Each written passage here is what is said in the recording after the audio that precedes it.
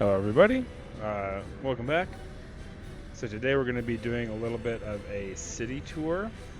So I just recently finished the campaign in Workers and Resources Soviet Republic, and this is the city that I finished the game with.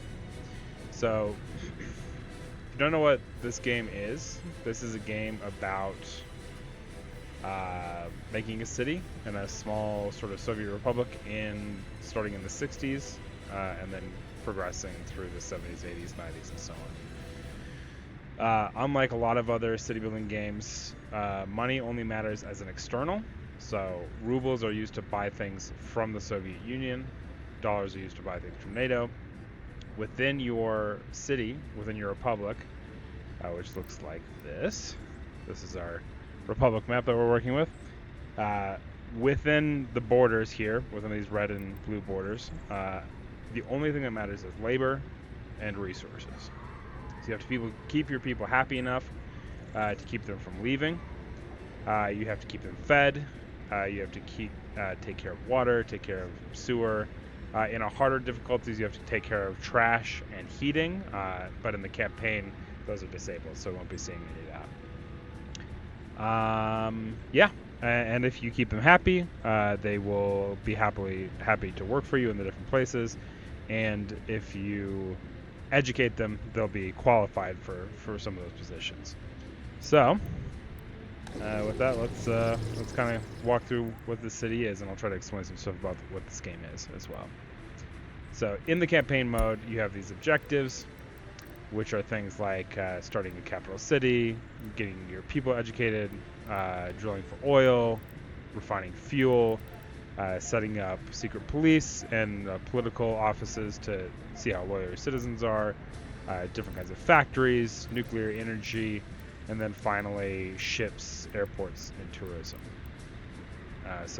Yeah. Normally when you play this, you just can kind of do whatever you want to. It's a sandbox city builder, but in the campaign, it's a really good place to start. I've even played a few cities before, and it was really good doing the campaign because it gives you a lot more direction. And it's a very complicated game.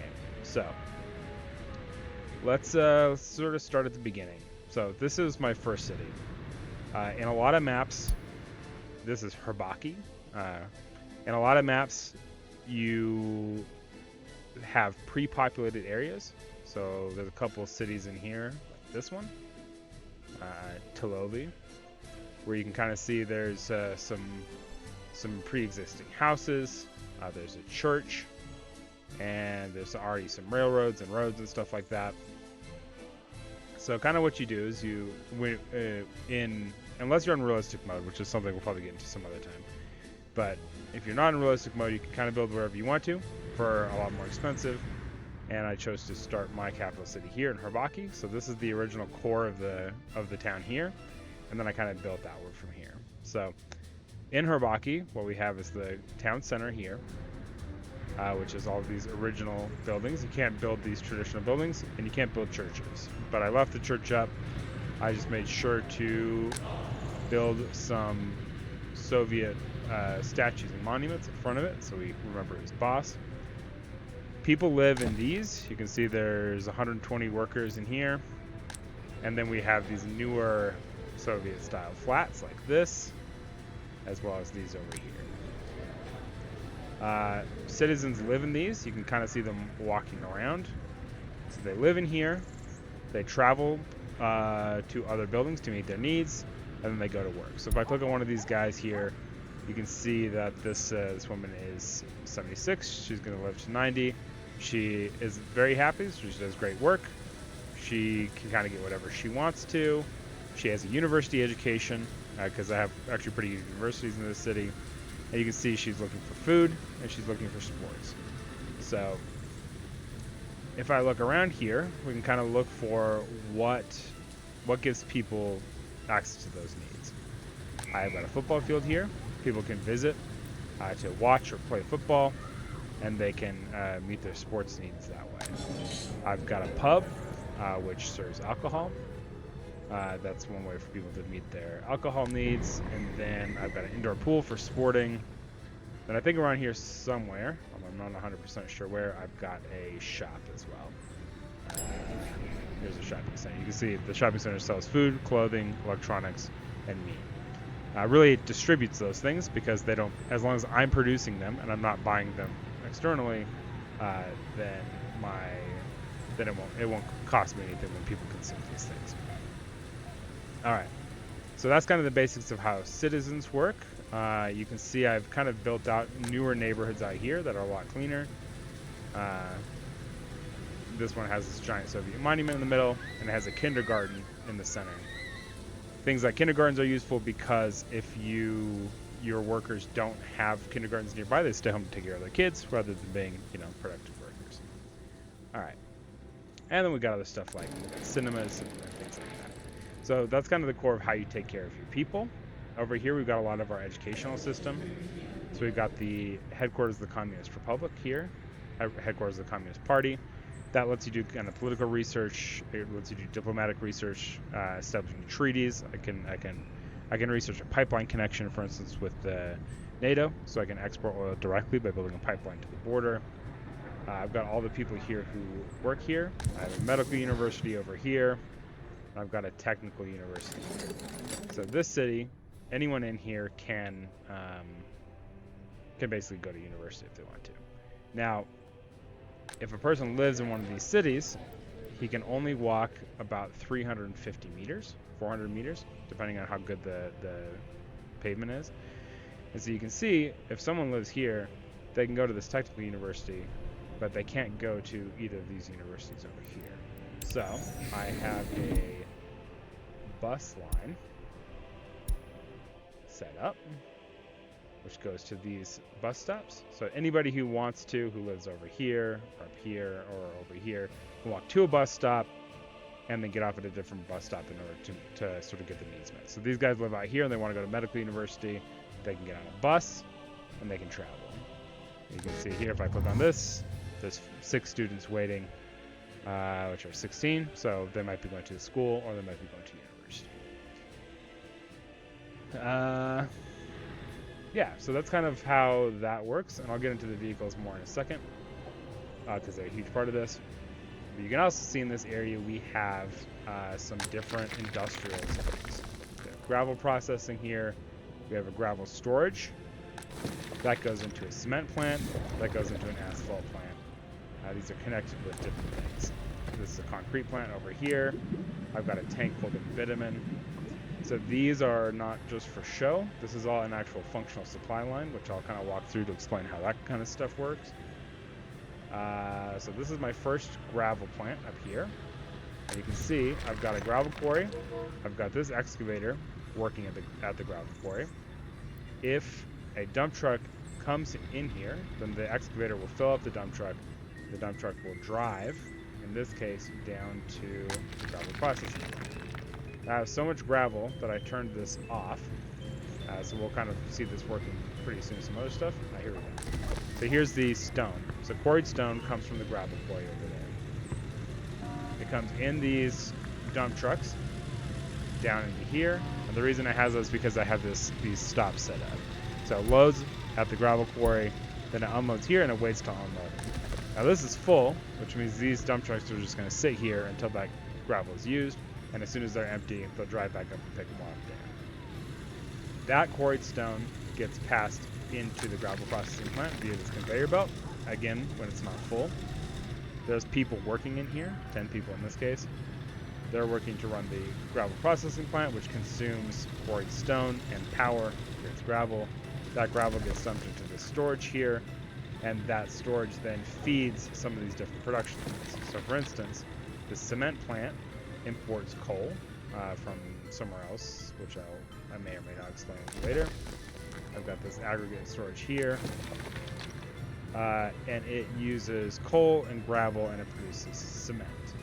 That cement then feeds into this concrete plant, which combines gravel, cement, and water, which I don't think I have directly connected, but you can if you want to. I've got it connected through a different system. And it basically just creates concrete on demand. Over here, we've got the asphalt plant. So this takes gravel from this, and it takes bitumen from this giant tank here, and it produces asphalt on demand as well.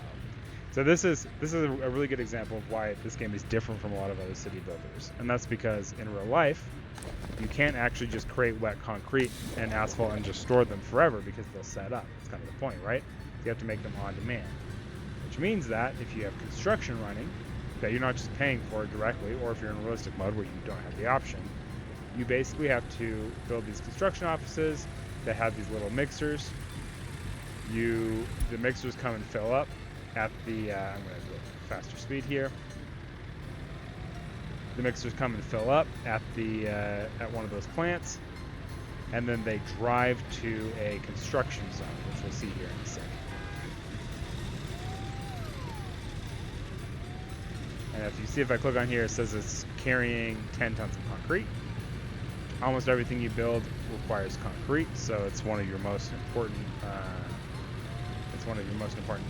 Construction industries to have running. I think I've got one in each of my 3 major cities.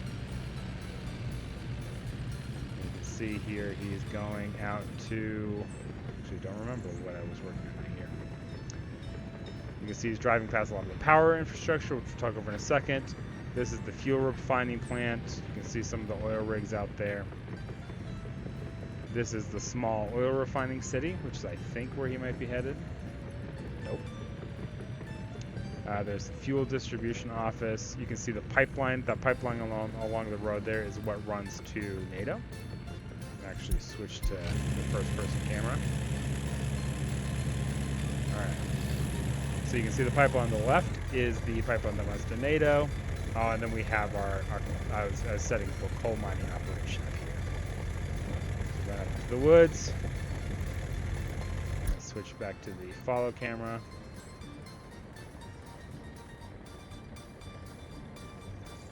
And you can see this area is under construction up here. He's going to go up and he's going to dump the concrete. So we'll take a look at this. So I was building a coal mine, and I'm building it manually because building things manually is exponentially cheaper than paying for it directly. So kind of once you get going, you want to start setting up construction industries that can handle all this construction. All right, so let's kind of walk through that production. So over here we have some construction offices like this. And you can see this construction office has a couple buses, dump trucks, excavators, mixers, cranes, and open haul vehicles. These are responsible for different things. I've got most of mine coming over here. So I've got wood, bricks, prefabricated panels, and steel. Those are your 4 sort of main ingredients. Some of the bigger things also require things like electronic parts and stuff like that. But I import steel and prefabricated panels by train via this train station from the border, and I create these planks and bricks myself. I've got the brick factory here. I've got these wood cutters out here, which are full, so they're not working right now. So you can kind of see these stacks of wood around. That means they cut trees, they bring them here, they get picked up, they get brought to the wood cutting plant there, they turn into planks. Likewise, I import coal, which is what you use to make bricks, and I get that by train as well. And then I get a bunch of bricks made, and those get distributed to the rest of the whole republic by train. So basically what happens is when you start a construction, like if I go over here, there's one under construction still. So I'm making one of these giant flats that holds 250 people. It's not to construction office. Fix that. So I just started the construction on that after placing it previously, and what will happen now is that some of these construction offices will start sending vehicles full of useful supplies that are going to be necessary for. This guy's going off to the coal processing again. But basically, these guys will start coming over here and working on this site. You can actually see there's a bunch of people here. These guys in the little blue clothing are construction workers. That was an ambulance because somebody got sick. So if I waited long enough, you'll see some of these different little trucks and stuff will come and start dropping off supplies, and then people start working to actually build these. It takes a long time. It's kind of interesting because you can see here the date. It's 27th of November, 28th. This is on the fastest speed, and it's still kind of slow. And this does take months to do for these supplies to be delivered and dropped off for everything to be built. So it's kind of interesting because you'll sort of set up these projects. You can see I've got my concrete mixers coming in, and they are, you can see how much is necessary here for the next phase. They're dropping off stuff. And slowly it'll build up enough resources to continue the next phase, and then people start working on it and progress will continue. So kind of what you do in this game is you actually set up your construction. You kind of plan it out very carefully. You assign it to different construction offices, and your people just kind of get to work building it while you focus on other stuff. So unlike a lot of games where you can just click to place buildings, which you can still do here in anything except for the ultra realistic mode, it just, like I said, is really expensive. And this campaign is kind of on easy. You start with 10 million rubles. You start with, I think, a couple $1 million, and you can actually just place to build buildings relatively instantly. Essentially, it sort of abstracts it out. So like, they deliver the resources from the border using their own trucks, and they use foreign work to build the buildings, which just takes a few days. You get something instantly, but then you end up spending so much money that you go broke. So I have had to take out multiple loans in this game, and I'm now turning a very nice profit, but it's still not super easy. All right, so that's construction. You can kind of get a sense here. Everything in this game has a supply chain. So for example, this train here is unloading steel, and this was picked up. Let's follow this guy. Perfect.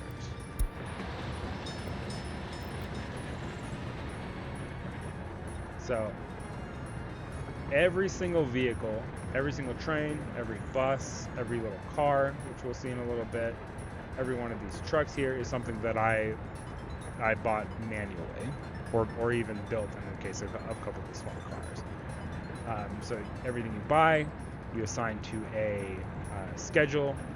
You can use things called distribution offices, which kind of do things a lot more organically. That's where most of these other trains are.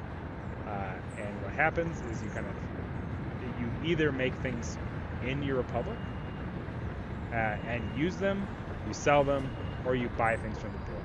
So this train is headed to the border right here. You can see a bunch of these other trains are kind of coming back from the border.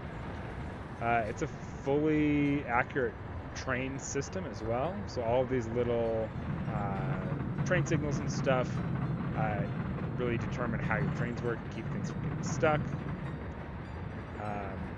Okay, here we're approaching kind of my border area. So this is the border post with the Soviet Union.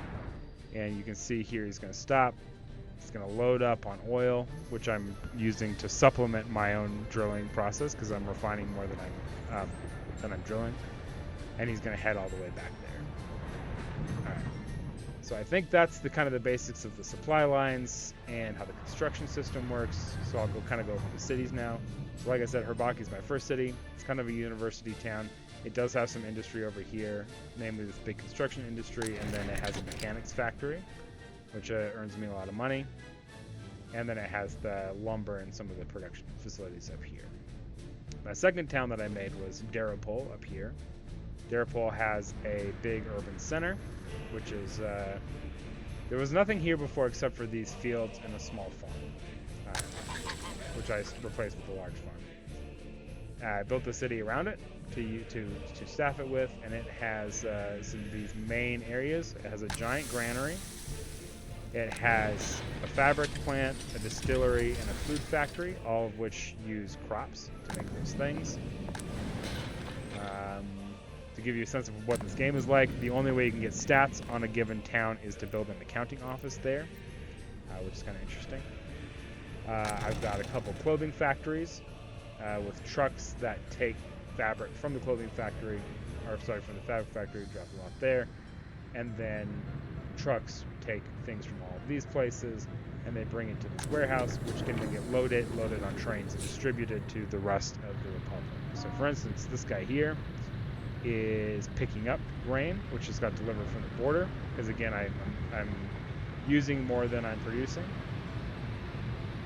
This guy here is loading grain. I think a trainload of grain must have just appeared in, so trucks will keep coming to pick it up. This is a little ambulance, which is going to pick up a sick person. And then, just like down there, I've got my warehouses full of construction materials. And I've got the farms out here, which actually have like a realistic cycle. They sow, they grow, and then you harvest it with these little combines, which, as with everything else, you buy this, you assign it to a farm, then you have to assign trucks to the farm to drop off crops from the fields into the farm. It gets automatically transported into this giant storage through this factory line. It's the vehicle sort of logistics thing is a huge part of this game and a big part of why I like it. You can see I kind of built a second smaller farm out here to supplement. And then I've got the nuclear plant. So this is one of the actual missions in the campaign.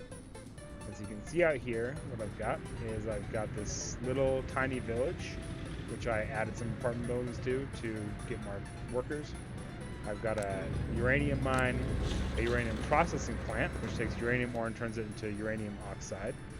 That gets loaded onto trucks. I've also got a second uranium mine somewhere else in the map, which is being shipped by train into the storage area.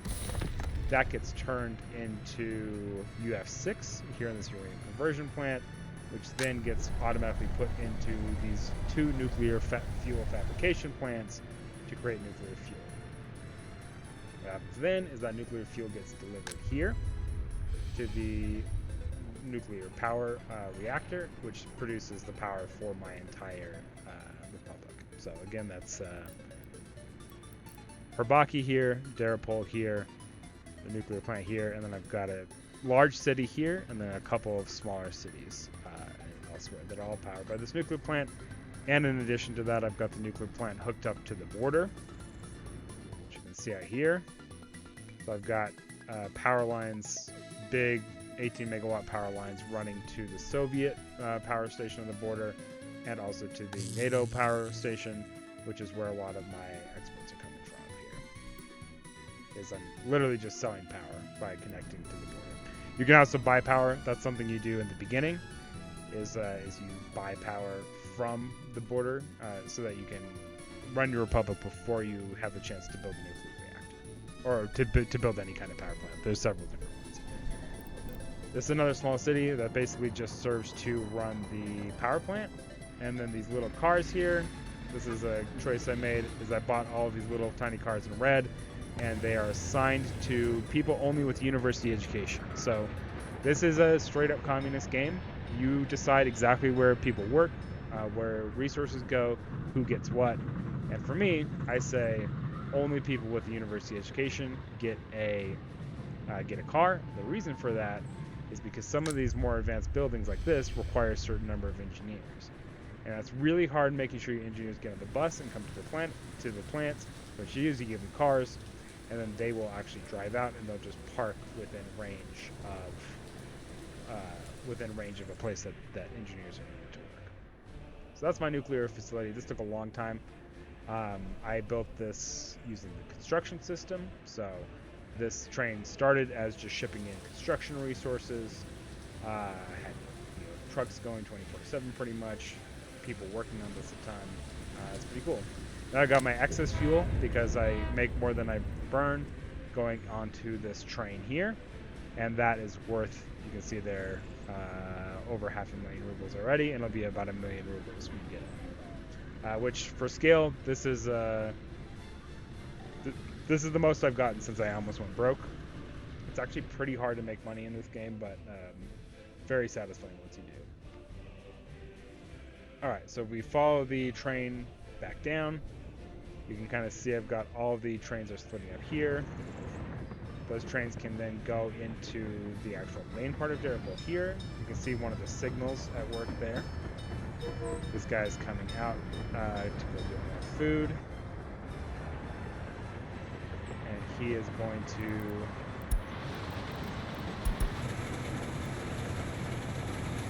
basically head back down the mountain through these tunnels that are built in. So these were there beforehand, but you can also, just like everything else, get them constructed.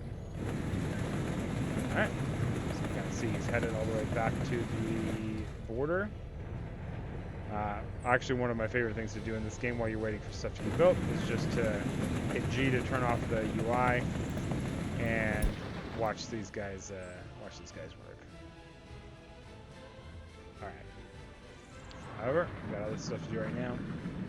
Come up here, we've got the oil refining plant, like I mentioned. We have all these oil rigs out here, which happen autonomously. They don't need anyone to work at them. They just run on power.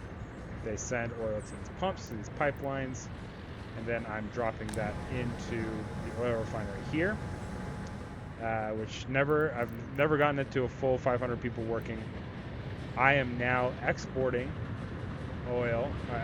fuel rather, because that's what this is a refinery turns oil into fuel and bitumen, and I'm sending that out via pipeline to the border. Previously I was sending it out by train, and then all of my excess I'm dumping here into this fuel storage and here into this bitumen storage, and then I've got tanker trucks here, which basically anytime a fuel storage anywhere on the map goes empty or gets like under 50%, it'll drive out here and it will pick up some fuel. You'll see that it's filling up, and then it's going to head to, in this case, the train distribution office, which is up there, because everything in this game also needs gas. So if you have a gas station like this one of the free ones you get a certain number of free things. It actually has to have fuel in it in order to be able to refuel things. And the only way to get fuel into it is to set up a truck and go pick up some fuel from someplace like the border or from a fuel refinery if you have it, and then drop it off in every gas station.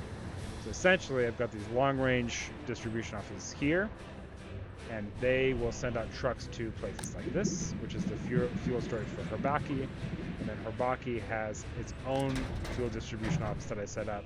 So every hospital, every gas station, every construction office in the city will have fuel distributed to it by this from here, and then this gets filled up from my oil refinery here.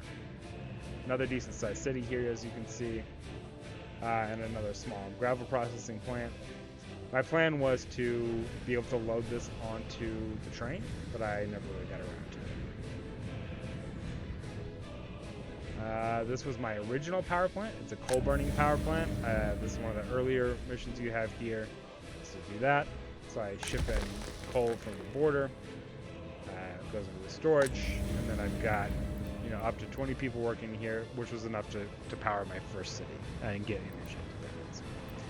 This here is a train distribution office.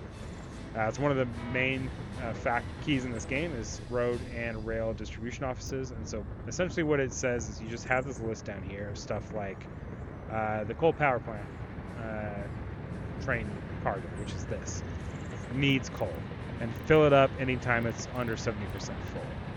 The Herbaki train aggregate unloading station, which is this one here, needs coal as well. So fill that up every time it's under 70. The Darapol North cargo train station is my main cargo train station for this entire city. And you can see here it drops off steel, crops, electronics, mechanical components, and bricks, and it picks up alcohol, clothes, and food. And so essentially anything that's registered here as a load can be used to service anything that's registered as an unload. So if I go down to the Herbaki cargo train station, which is down here, you can see it's kind of reversed. So this one loads boards and bricks because I make those here in Herbaki, and it unloads steel, food, clothes, and so on, alcohol. So what that means I can pick it up from the customs house, but also trains will come from Darapol where I produce that stuff. They'll drop it off here, It'll get distributed into this warehouse, and then trucks will take it to the shops and pubs and things like that around the town. And then, of course, we've got the customs house here, which we've already seen a couple times. And you can see here I am picking up steel, I'm picking up extra food and crops, I'm picking up prefab panels, coal, and electronics from there because I'm not making any of those things. And those that way trains will automatically buy stuff from the border in order to supply my cities. And then I am unloading prefab panels. I'm actually not sure why that's the case. Basically, I'm selling some extra stuff here. So I'm selling bitumen, I'm selling mechanical components, selling alcohol, and so on. Yeah, so that's how distribution offices work. I've got the train distribution office. It handles everything in my entire republic. So it's basically city-to-city transportation. And then I've got distribution offices in each city that supply stuff within the city. You can see over here I was working on a steel mining operation. So this is how you design stuff out, is you just kind of lay it out like this, and then if I had construction nearby, I could start it using this, or I could just pay for it from here. And you can see this one iron processing plant costs 200,000 rubles. If you try to build a whole city with that, you'll go bankrupt in 5 minutes. So you can kind of see why that's really not the case. This here is my other uranium mine operation. I mentioned that I have that. And so this will pick up uranium from the mine, which is here, drops it into this aggregate storage, processes it here, loads it onto a train here, and then that train gets shipped up to the uranium facility up here to be turned into nuclear fuel. This is the final city I built. This is Khoilatsk, and you can kind of see it's a little bit fancier. I've got a Ferris wheel and some other stuff like that. I've got a big technical university. I've got these really crowded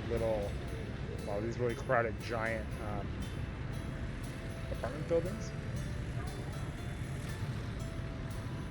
And then I've got all these people waiting on the bus, and people who are on the bus get shipped out to work here, which is this large industrial area.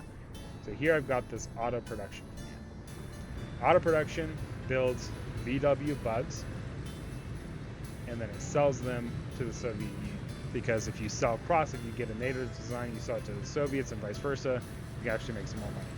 So essentially what this thing is doing is it's just taking in steel, plastic, mechanics, electrical components, and fabric, and then it has 200 people working there, plus 50 engineers, and they just build these little beetles from steel, which is again shipped in from the border.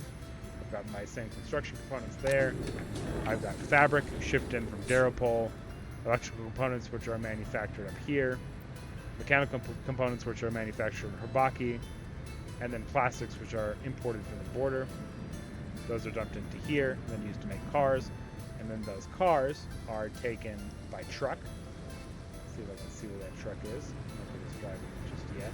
There it is. So we've got the big Russian truck here, loads up all these little bugs, drives them over to the port, drops them off here, which we'll see in a second. I've also got a bunch of mechanical components and electronics and stuff being loaded onto containers. So also be loaded onto the ship once it gets in. You can kind of see it coming in over there. And then I got some other factories as well. Another mechanical components factory, electrical components, and then a distribution office to manage it all. And then I've got a giant construction office because that's a lot of work.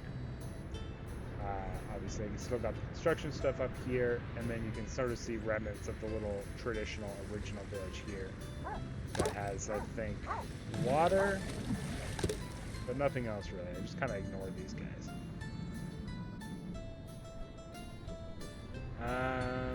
Yeah. So there's the ship coming in, which we'll see in a second. In the meantime, this was sort of the final piece here. This is the airport. So you need to build a runway. There's a bunch of different plane types you can get. Let's see, one. There's a million different plane types you can get that all do different things, and they can carry different numbers of passengers, and they have different takeoff distances. So this thing only needs a runway of 120 meters. So you can use that for a pretty small, you can make a pretty small airport, which is important because sometimes you actually need to import cargo as well. That's not something that I had to run into on this map, but if there's an island out here that I need to get out to, the way you do that is by creating an airfield and shipping supplies out there for construction work. But yeah, I wanted to build the biggest runway for the big passenger plane, so this is 800 meters long. I've got 4 parking areas, I've got the passenger port there. Let's actually quickly just see this come in. So this is one of my ships, actually the first ship that I bought. Coming in, it's a container ship, and we'll see what that means here in a second. So it docks. It's going to refuel as well, because I've got fuel being shipped here by truck. So these tanks are on the side. Fuels up, and then it picks up everything that's sitting here at the dock. So all those little cars that I've been building get loaded onto this train, or onto this boat. And that actually might be full just with that. Now this is picking up some containers as well, which are full of stuff like mechanical components and electronics mostly.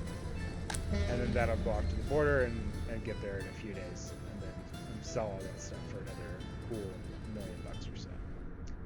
So finally, we have the airport, and the airport just exists with these IL-18s. They carry tourists from the Soviet Union, and then the other one carries tourists from the NATO countries. 62 tourists unload into the airport, and then they run out here onto the bus stop, where they are picked up by this bus. That's a working bus. So get picked up by this bus. You see he's dropping a couple tourists off back at the airport. Coming in, picks up. Honestly, I don't know what these guys do. It's supposed to load tourists, but I don't know why they're not getting on the bus. Anyway, normally they get on the bus, and then they come and they stay at this hotel. So you see I've got a bunch of tourists here. I think that maybe is why they're not getting on the buses, because my hotels are full. So that's something for me to look into. But basically, once they're in the hotel, they go to different attractions. So I ship them food, alcohol, and meat directly. They can go see my Museum of the Soviet Republic here, so the cool thing about this is that basically all of your citizens can use this stuff for free. If tourists come in, they have to pay for it. And so the way you make money from tourism is that tourists visit all of the things in your republic, and unlike your citizens, they actually pay cash. They pay rubles if they're from the Soviet Union, or they pay dollars if they're from the NATO countries. And so you can build all these attractions, and then you basically just charge them money. In fact, I'm pretty sure I can change the price level here, and if I do that, the tourists will pay me more for it. You can kind of see where they can walk here. You can kind of see all the attractions, so they can go to the city center, they can go to the movie theater, they can go to the Ferris wheel, they can go see some sports, they can go visit people in town, they can get on the bus if they want to and go somewhere else.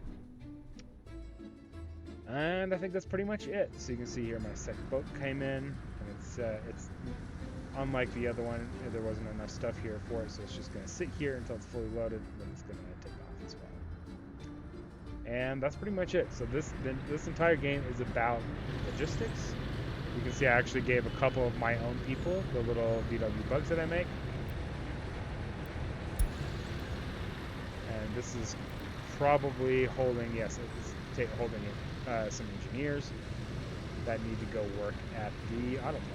See there it pops out, goes into work at the auto plant, and that way I always have enough engineers working in my production facilities.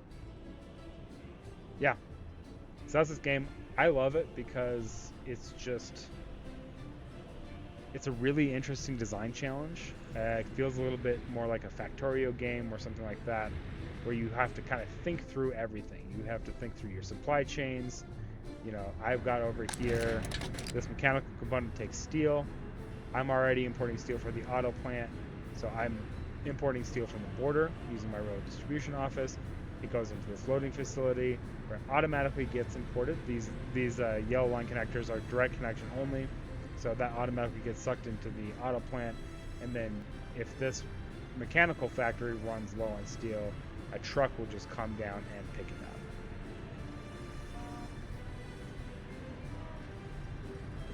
Yeah. So each of these little truck vehicles is something that you purchase. Each of them has a job. It's assigned to a specific building. I've got fire stations here, which actually need some fire trucks.